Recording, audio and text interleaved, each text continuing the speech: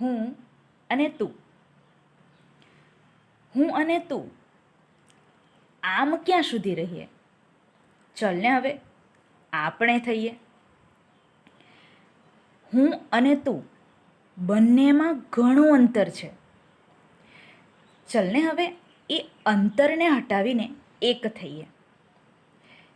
હું અને તું કેટલું પારકાપણું દેખાય છે, હને? ચલને હવે ભેળા રહી પોતિકા થઈએ. હું અને તું વિના આત્માની કાયા જાણે.